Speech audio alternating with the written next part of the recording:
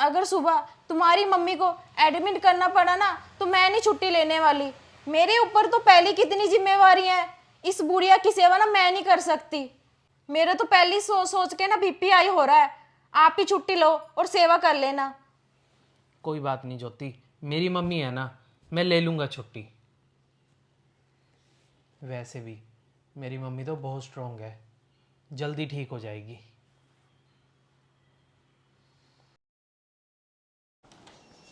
अरे मम्मी, कैसी है अब आपकी तबीयत? क्या बात, बुखार कैसा है आपका? अरे मैं तो ठीक हूँ बेटा, बुखार भी ठीक है। और तू ऑफिस के लिए तैयार नहीं हुआ अभी? मैंने छुट्टी ली है मम्मी आज ऑफिस से। आपके सारे टेस्ट करवा लेते हैं कि बुखार क्यों हुआ। बस चलते हैं थोड़ी देर में। अरे नहीं नहीं, मैं तो चंगे वाली हूँ, खुद जा सकती हूँ डॉक्टर के पास। मैं आप ही करवा लूँगी टेस्ट। तू हो जा ऑफिस के लिए तैयार। और बहू को कौन छोड़ के आएगा? तूने इसे भी तो रास्ते में छोड़ के जाना होता है। और बहू एक काम करना, आज ना बस मेरा खाना खाने का मन नहीं है। जाती हुई ना थोड़ी सी खिचड़ी बना के रख जाना। और मैं मंदिर जा रही हूँ और मुझे थोड़ी देर भी हो जाएगी।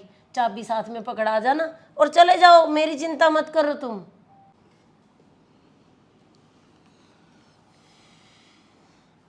तुम्हारी माँ को अक्ल नहीं है तो मम्मी को समझाते क्यों नहीं?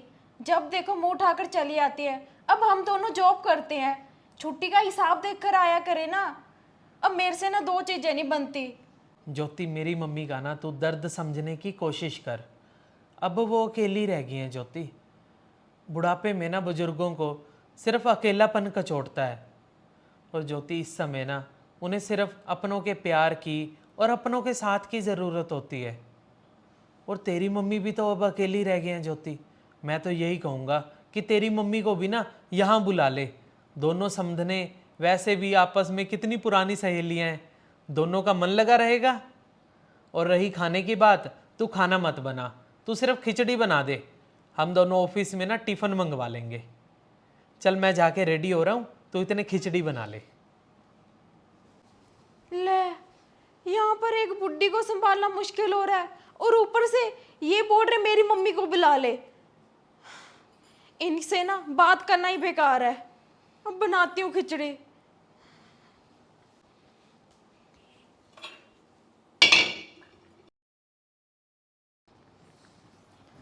अरे आगे बेटा। हाँ जी मम्मी।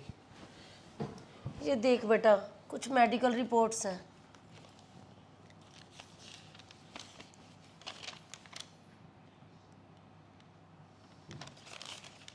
हे भगवान, लगता है लंबा चौड़ा ना खर्चा आ गया। ज्योति, मम्मी ना सरकारी कर्मचारी रिटायर हैं और उन्हें ना मेडिकल का सारा खर्चा मिलता है। अगर नहीं भी मिलता होता ना तो मैं हूँ उनका बेटा। बस यही सुनना चाहती थी मैं। तुम्हारी माँ है ना, तुम ही देखो। अरे बहू बात तो सुन ना। अरे मम्मी, ये हाँ बेटा।